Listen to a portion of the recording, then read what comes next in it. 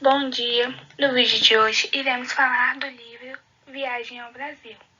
Esse livro foi escrito por Hans Staden e a versão que pegamos foi a versão de Marpego de 1557.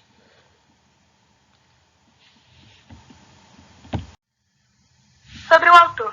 Hans Staden foi um mercenário que nasceu em Homberg, na Alemanha, e veio ao Brasil em 2 viagens durante 1548 e 1549. A segunda viagem de Staden ficou conhecida por causa dos 9 meses em que foi prisioneiro dos indígenas tupinambás, vindo ao Brasil à procura de riquezas e registrando suas experiências após retornar à Alemanha em um livro lançado em 1557, sendo que a colonização portuguesa no Brasil ainda era bastante tímida enquanto ele esteve aqui.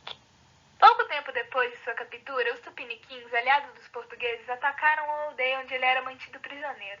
Obrigado pelos tupinambás, Staden lutou ao lado destes contra os tupiniquins. Seu desejo era tentar fugir para unir-se aos atacantes, mas estes, vendo que a resistência dos defensores era muito forte, desistiram da luta e se retiraram. Então Hans começou a ser tratado como um troféu de guerra pelos tupinambás. Por fim, ele foi resgatado por um navio corsário francês, Catherine de Watteville, comandado por Guillaume Monet, que negociou a soltura de Hans com os indígenas depois de mais de 9 meses aprisionado. Bom, agora iremos ler alguns trechos do Viagem ao Brasil.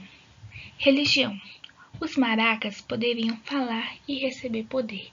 Se eles, os pajés, pedirem, essas coisas lhes serão concedidas. Cada qual, então, faria o voto de que seu chocalho recebesse poder. Prepararam uma grande festa, bebem, cantam e fazem adivinhações, e se entregam a diversos usos estranhos. Depois, os feiticeiros escolhem uma data, uma cabana na qual não podem ficar mulheres e crianças é esvaziada. Os adivinhos, então, ordenam que cada um pinte sua maraca de vermelho, o orne com penas e se aproxime.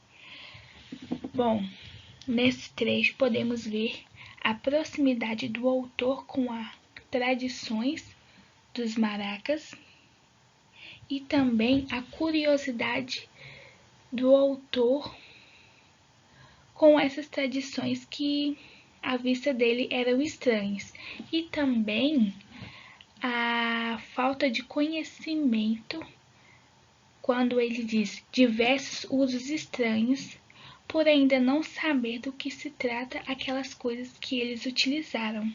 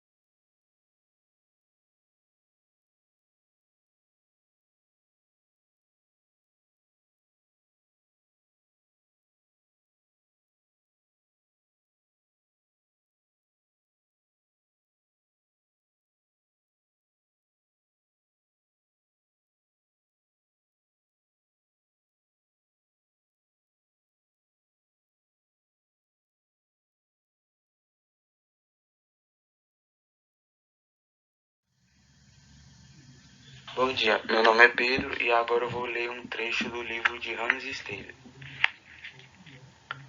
Toma seus nomes de pássaros, peixes e fruta das árvores.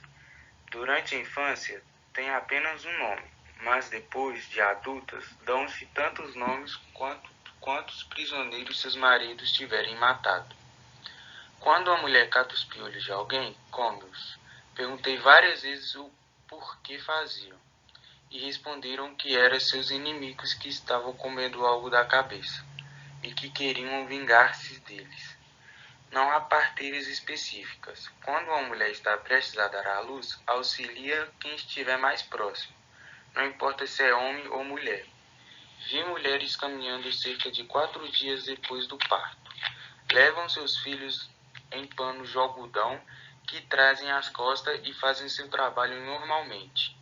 Entre mentes, as crianças dormem e estão satisfeitas, não importa quanto as mães se curvam e movimentam com elas. Bom, podemos perceber que o autor ficou muito surpreso pela forma que as mulheres eram tratadas e como foi uma exploração cultural, ao ver que as mulheres possuíram uma força maior, que elas ficavam apenas 4 dias deitadas pós-parto.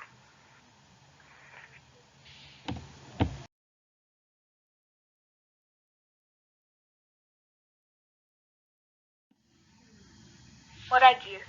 Eles dormem numas coisas, redes que chamam de ini na língua deles, e que são feitas de algodão. Amarram-nas acima do chão em 2 estacas. À noite, mantêm um fogo aceso e não gostam de sair sem fogo de suas cabanas no escuro para fazerem suas necessidades.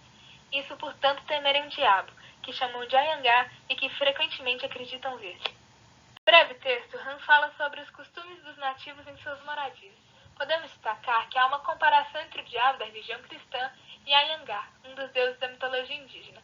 Ayangá era um espírito poderoso que protegia as matas, os rios e os animais selvagens, mas era sempre associado ao mal, que além de enganar caçadores, desviando o tiro de suas armas rumo às pessoas queridas, trazia febre e loucura a quem o vê. Na época da colonização de São Paulo, os indígenas tinham medo de cruzar o rio. Diziam que sofreriam ataques de Anhangá, uma criatura maligna da mata. Essa comparação de cultura nos leva a pensar o quão iguais nós podemos ser, mesmo vivendo em contextos diferentes, e como o ser humano sempre acredita no sobrenatural da vida. Nessa parte, Hanstaden conta sobre a forma de preparo dos alimentos. Mas, no livro, ele diz também que os tupinambás saiam sempre armados, no intuito de caçarem ou pescarem suas presas.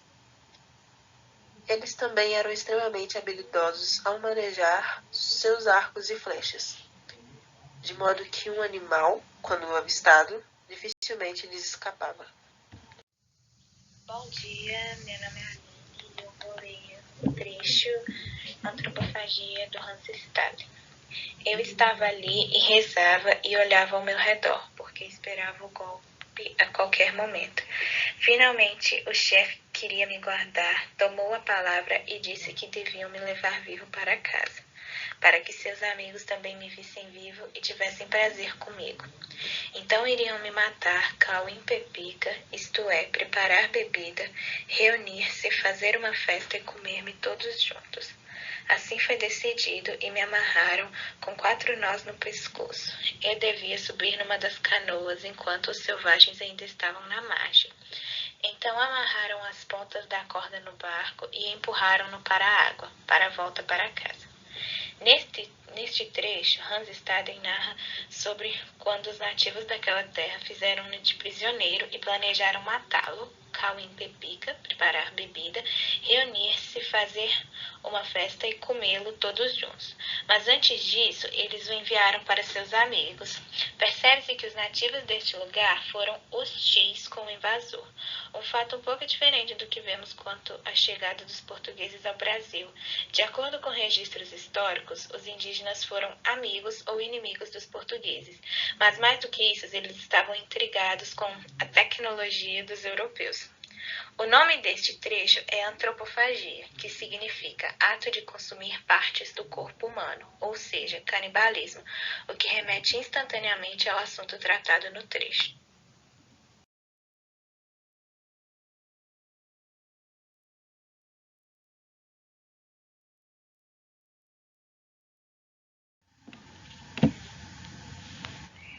Agora eu vou ler um pequeno fragmento do livro para vocês entenderem melhor.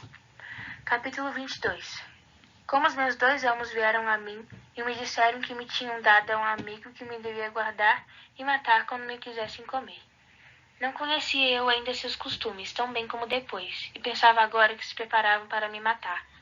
Logo depois vieram os 2 que me capturaram, um de nome Lepino Assu e seu irmão Alquindamiri, e me contaram como me tinham dado ao irmão de seu pai, Iperuaçu, por amizade. Este me devia conservar e matar quando me quisessem comer, e assim ganhar um nome à minha custa. Como este mesmo Iperuaçu tinha capturado o escravo havia 1 ano, e por amizade dele fizera presente ao Aquindamiri, este matou e ganhou com isso um nome.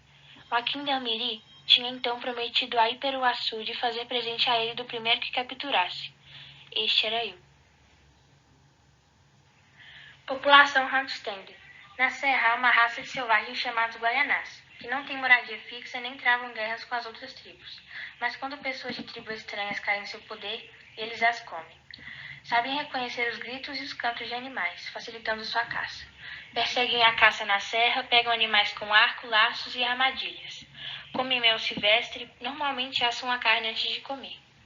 Se locomovem com a família. Para se protegerem de inimigos e animais selvagens como a onça, eles erguem uma cerca de varapaus e espinhos pontiagudos em volta de suas cabanas. Mantêm o fogo aceso a noite toda e só de manhã o apagam para que a fumaça não os entregue. População Randstander. A América é uma terra extensa. Existem lá muitas tribos de homens selvagens com diversas línguas e numerosos animais estranhos. Tem um aspecto aprazível. As árvores estão sempre verdes. Lá não crescem madeiras parecidas com as nossas madeiras de Hansen. Os homens andam nus. Na parte da terra que fica entre os trópicos, em nenhuma estação faz tanto frio como aqui, no dia de São Miguel. Mas a terra ao sul do trópico de Capricórnio é um tanto mais fria. Lá vive uma tribo de selvagens chamada Carijós. Eles usam as peles de animais selvagens e preparam-nas com esmero e se cobrem com elas.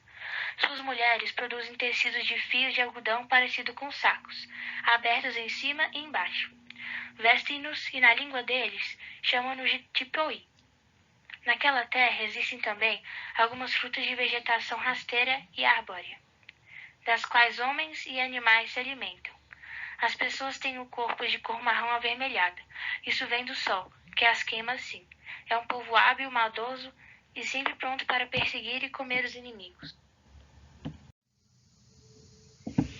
Eu vou continuar falando sobre a religião, de acordo com o ponto de vista do autor. Quando vem para a cabana, os feiticeiros sentam-se no lugar nobre e ficam os maracás ao lado de si, no chão. E os demais acompanham ele, junto aos feiticeiros. E cada um dos selvagens dá aos feiticeiros um presente, flechas, penas ou coisas que penduram nas orelhas, para que o seu maracá não seja esquecido. Quando todos estão reunidos, o adivinho pega os maracás um a um e lhes aplica uma erva que chama de pitim. Então ele segura o chocalho bem próximo à boca, agita-o e lhe diz: Necora, agora fale e faça-se ouvir quando estiver aqui dentro. A seguir, fala em voz alta e repetidamente uma palavra de modo que não se pode reconhecer direito se é ele ou o chocalho que emite o som. As pessoas acreditam que é o chocalho, mas é o feiticeiro mesmo que fala. Assim ele faz com todos os chocalhos um a um, e todos os selvagens pensam que seu chocalho tem grande poder. Então os feiticeiros ordenam que vão à guerra e capturem prisioneiros, pois os espíritos que habitam os maracás se deleitam comendo a carne de escravos. Depois disso partem para a guerra. Quando o pajé, o feiticeiro, finalmente transforma em Deus todos os chocalhos, cada um pega o seu, chama de querido filho, faz para ele uma pequena barraca na qual coloca, estende-lhe comida e lhe pede tudo o que necessita.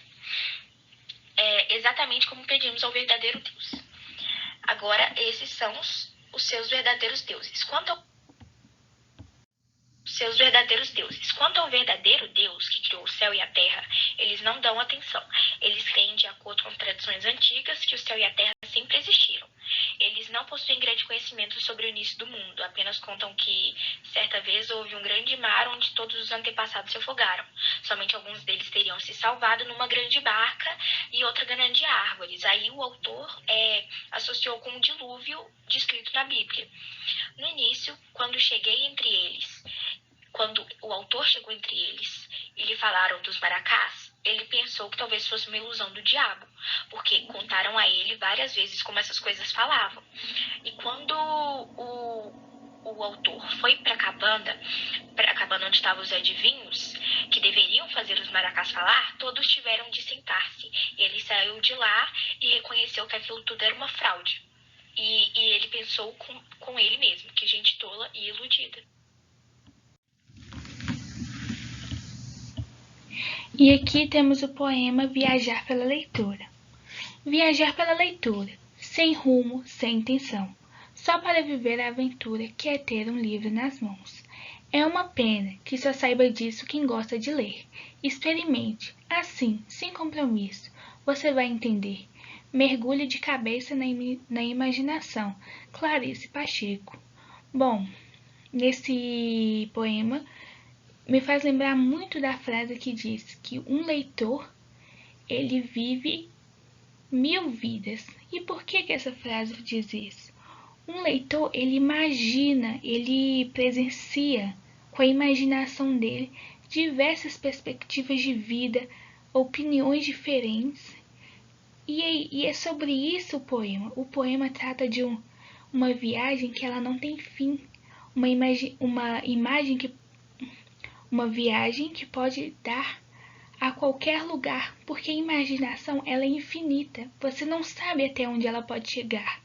A imaginação ela se expande por todos os lugares, até mesmo aqueles que você menos imagina. Seja num trabalho como um engenheiro, um trabalho como um artista, todos os trabalhos precisam de uma imaginação. E é sobre isso esse poema. O que nós entendemos da imagem do poema é que nós de fato sempre seguimos ao rumo desconhecido, quando escolhemos viajar dentro de nossas próprias cabeças. Até porque pode nos levar a mundos distintos, como de Hans Standen, que por mais que tenha vivido aqui, esteve em uma realidade diferente separada por séculos. A leitura faz com que nossos corações batam sem se importar com as consequências, já que mesmo que não tenhamos controle, um final já está escrito na última página. A visão de Standen, por mais que seja considerada eurocêntrica, por fim se encerrou com seu legado. E tudo o que podemos fazer é aprender. Os livros nos fazem viajar de uma forma reconfortante, mas às vezes ela traz à tona um caos mal resolvido estruturalmente em um ambiente ou uma pessoa, como era o caos dentro de Standen quando foi capturado. Por isso, viajar em um livro é muito mais do que lê-lo, é senti-lo brilhar para o que o mesmo deseja passar. Palavras que, sendo realistas ou não, tornam as possibilidades de um mundo muito maiores. Bem, então é isso o vídeo de hoje. Falamos sobre o autor, falamos sobre o livro do autor e também introduzimos um poema e uma imagem. E aqui está a bibliografia e todas as informações que utilizamos no vídeo de hoje. E é isso. Bom, esse foi o vídeo de hoje. Agradeço a participação de cada pessoa envolvida e agradeço você também que ficou até esse momento aqui conosco. Espero que tenham gostado e até o próximo vídeo.